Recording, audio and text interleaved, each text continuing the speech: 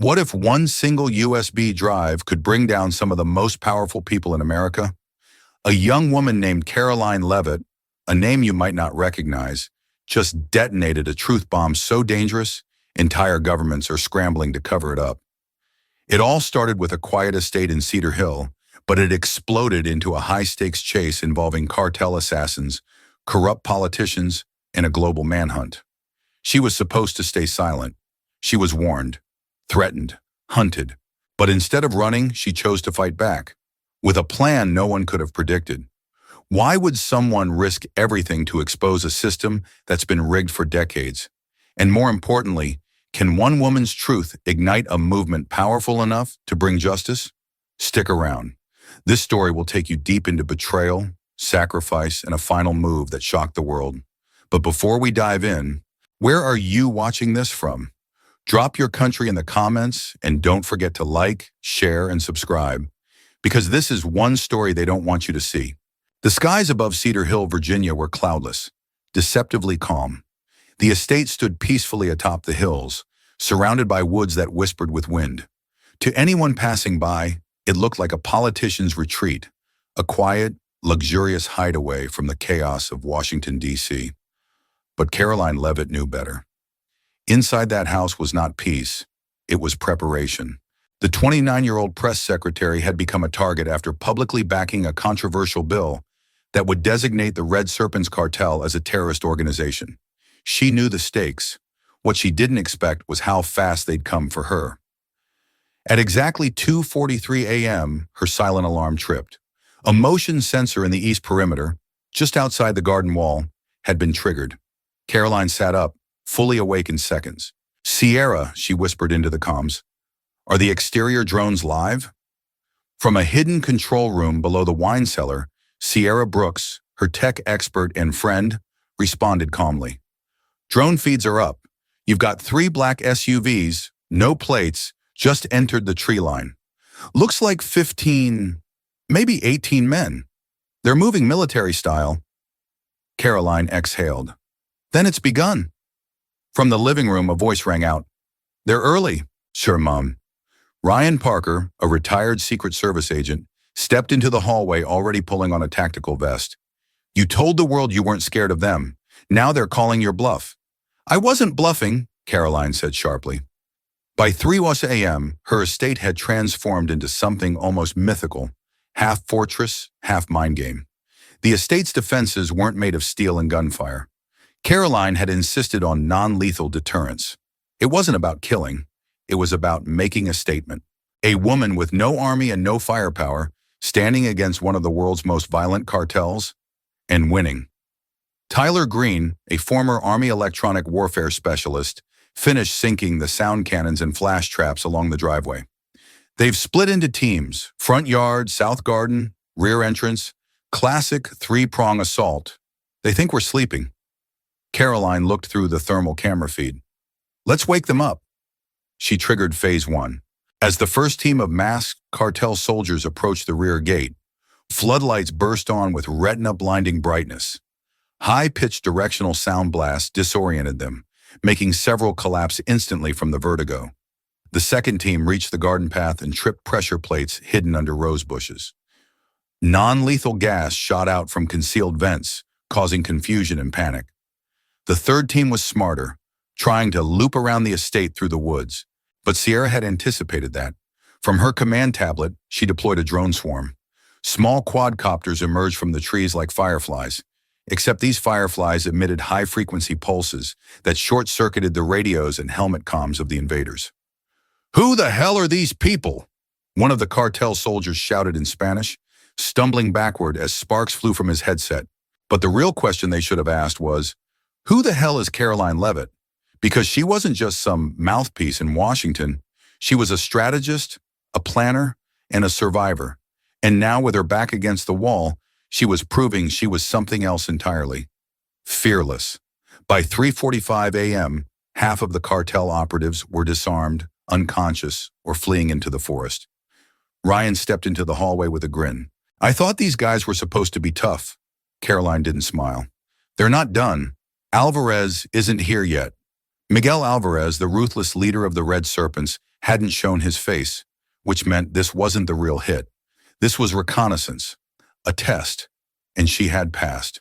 But just as the team was preparing to reset the perimeter traps, an unexpected sound sliced through the quiet night. The low whir of a helicopter. Sierra's face went pale as she checked the thermal feed. That's not ours, and it's coming in hot. The screen showed a sleek, matte black helicopter descending just outside the property. And stepping out, dressed in all black, with a silver snake pendant around his neck, was the man known only as Javier Morales, the cartel's myth, a ghost, nicknamed El Cuervo, the Raven. Morales wasn't just Alvarez's second-in-command. Some said he was the real mastermind, the architect of the cartel's most violent campaigns. He was never seen on U.S. soil, until now. Why would he come here himself? Tyler muttered. Karoline's voice was steady. Because I embarrass them. She leaned toward the microphone connected to the estate's loudspeaker system. Javier Morales, she said clearly, you're trespassing on U.S. soil. I suggest you leave before you regret it. There was a long pause on the drone feed. Morales looked up toward the camera, his expression unreadable. Then, he smiled and made a hand signal. Suddenly, a new wave of armed men emerged from the helicopter, better trained, heavier gear, moving like elite assassins. Sierra's voice broke. These aren't just cartel goons. These guys are ex-military. Karoline stared at the screen. We don't have enough time to stop them all. Ryan loaded a stun baton. Then we go down swinging. Karoline shook her head. No, we go down thinking. She tapped her comms. Activate lockdown. Route them through the maze. A series of steel walls emerged from the ground, transforming the estate's front lawn into a shifting labyrinth. Light traps, mirror illusions, false doors, and a rotating floor corridor made even the most experienced mercenaries question their direction. And deep inside the maze, Karoline waited. Alone. No guns, no armor. Just a recorder in her hand, broadcasting every move live to a secure channel linked to national security. Her message was clear. Come for me. But the world will watch you fall. To be continued. Now we want to hear from you. If you were in Karoline's position, would you have stayed and fought or escaped into hiding? What do you think Javier Morales is truly after? Revenge or something deeper? Do you believe a woman with no weapons can truly outsmart an international cartel? Drop your thoughts in the comments. And don't forget to like, share, and subscribe if you want to see what happens in part 2. Because trust us, things are about to get even darker. Part 2. The Trap Inside the Maze. It was past 4 a.m., and the once serene Cedar Hill estate now looked like a war zone. The soft hum of insects had been replaced by the pulse of drone wings, the crackle of thermal sensors, and the muffled shouts of men hopelessly lost in a place built to confuse and divide. Inside the control room beneath the estate, Sierra Brooks was furiously typing commands, her eyes flicking between thermal maps and live surveillance. They're inside the maze, splitting up into 3 teams, again. These guys are coordinated, but they have no idea what they're walking into. They won't need to know, Karoline Leavitt replied, standing behind her, cool and composed.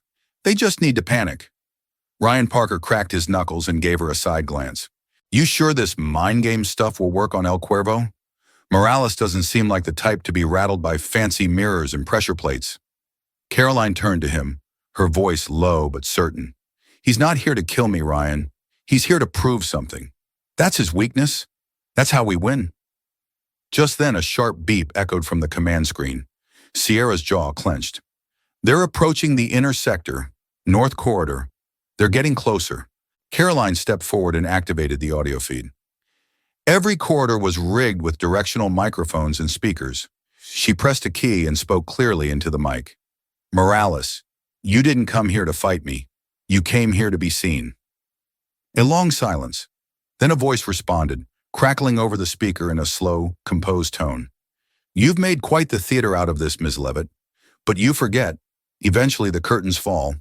Karoline grinned. Then let's give you a finale to remember. With a tap, she triggered Phase 2 of the defense system. Inside the maze, walls began to shift. Pathways closed. Illusion lights flickered. The elite team members, who thought they were minutes away from their target, now found themselves turned around. some even circling back to where they started. One soldier looked down and realized his boots were sinking slightly. Beneath the fake gravel walkway, pressure-sensitive polymer had activated. Before he could shout, a blinding flash exploded. Not a bomb, just pure light and disorienting sound. They weren't being attacked. They were being studied. "You're toying with them," Sierra whispered. "But Morales, he's different. He's not playing." Karoline nodded. "I know, which is why we're not done yet." Suddenly, a piercing alarm went off in the control room. One of the proximity sensors in the East Wing had been breached, inside the estate. Ryan jumped to his feet. "Someone made it through the maze." Caroline's face turned cold. "Not someone. Him." She grabbed the earpiece and tuned into the feed from the parlor hall. And there he was, Javier Morales, calm as a shadow, stepping inside like he owned the place. No panic, no hesitation.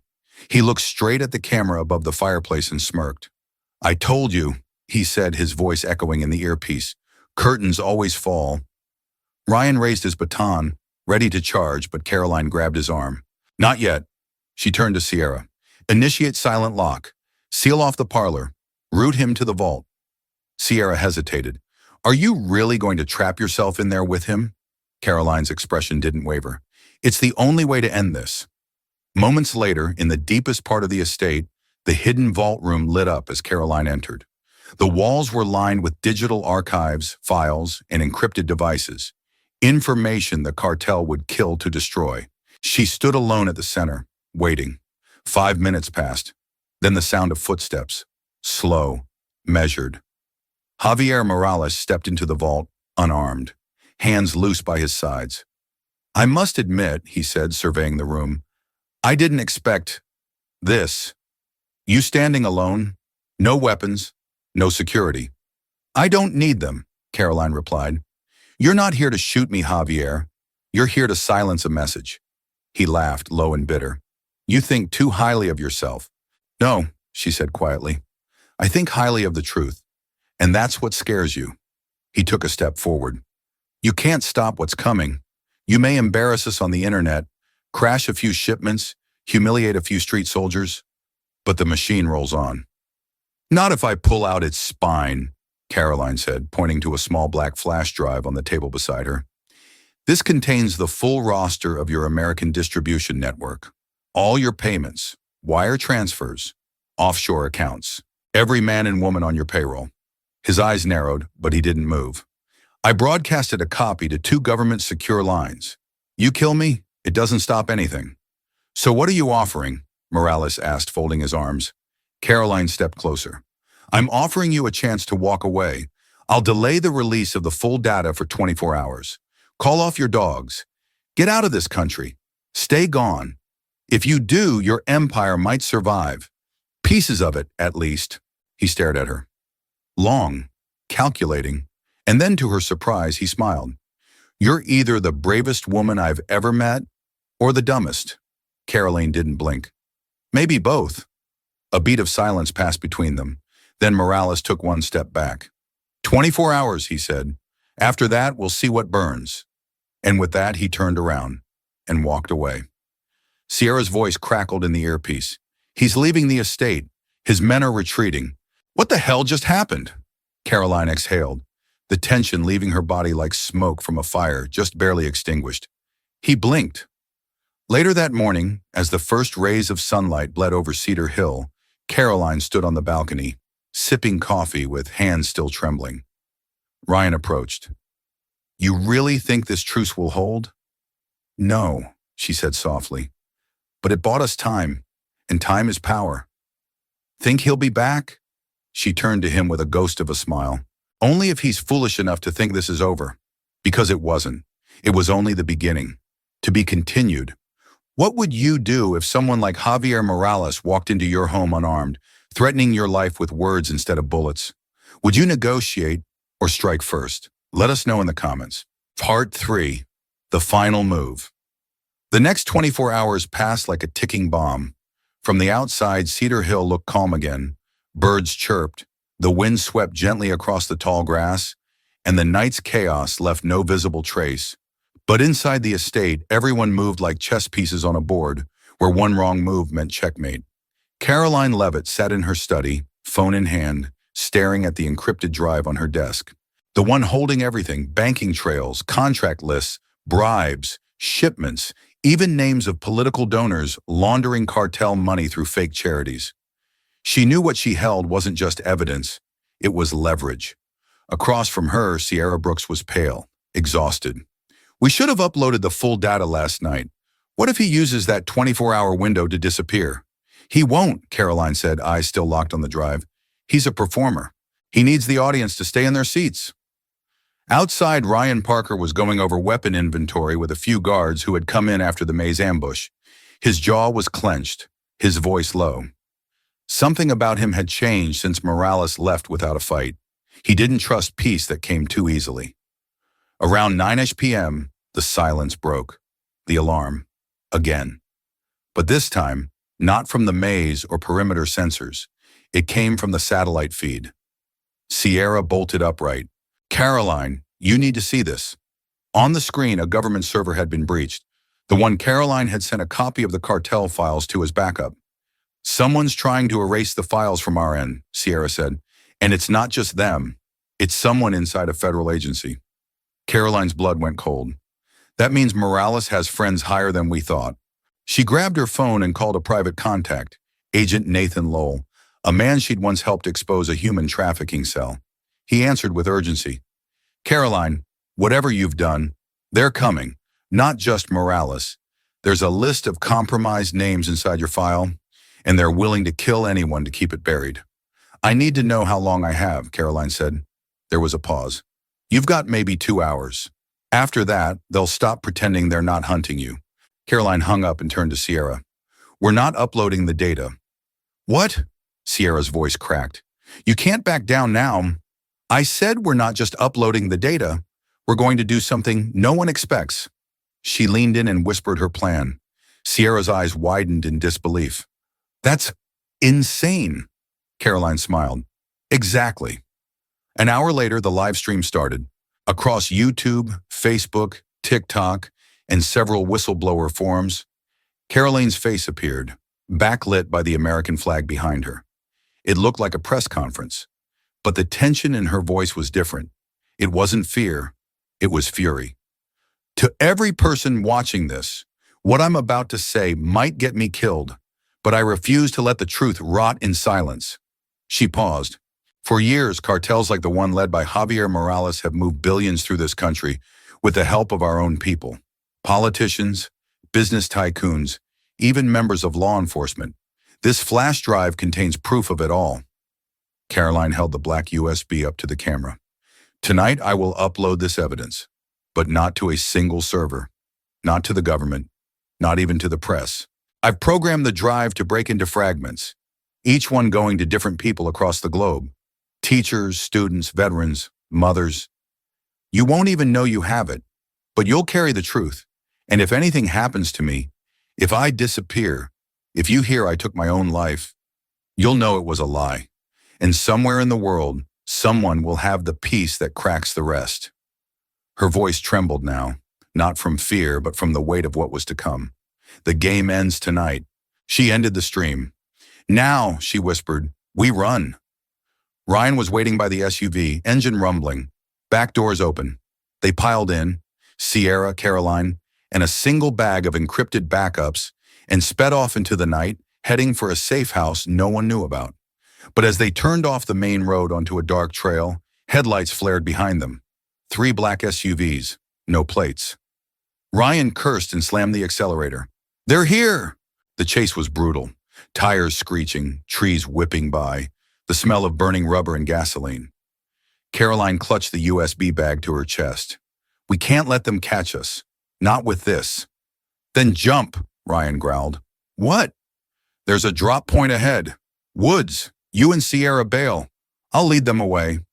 "Ryan, no! Go! I don't have time to argue." As the car swerved near a ravine, Ryan flung the back door open. "Now!"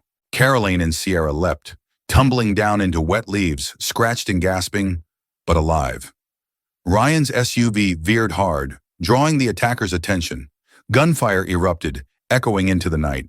Caroline sobbed, crawling to her knees, staring as the red tail lights vanished. She would never see Ryan again, but he'd bought them time. By dawn, she and Sierra made it to the safe house. There, with trembling hands, Caroline activated the drive's final protocol. She clicked one key, and with that, the truth, fractured, encrypted, untraceable, was released into the world, in homes, in inboxes, in devices across continents. 1,000 strangers, now unknowingly holding pieces of the puzzle. Morales couldn't erase it. No government could bury it. The truth was no longer locked in one hand. It belonged to everyone. Back at the Cartel compound in Mexico, Morales stared at the screen where Caroline's video replayed on loop. He was silent. One of his men entered. "What do we do now, Jefe?" Morales didn't look away from the screen. "We disappear." And so he did. A week later, news headlines exploded with corruption trials, mysterious data leaks, and unexpected resignations. Carolina's name was never confirmed as the source, but in whispers, in anonymous forums, in fire-lit basements and crowded dorm rooms, people spoke her name like a legend. Not as a fugitive, but as the woman who cracked the system and lit it on fire. How did this story make you feel? Do you think Caroline made the right decision? If this story moved you in any way, comment 3 below. If you felt it was just okay, type 2. And if you think it could have been better, type 1. We want to hear your thoughts. Also, where are you watching this from? Let us know in the comments. If you found this story powerful, please share the video. Let others know the truth matters, even if it costs everything.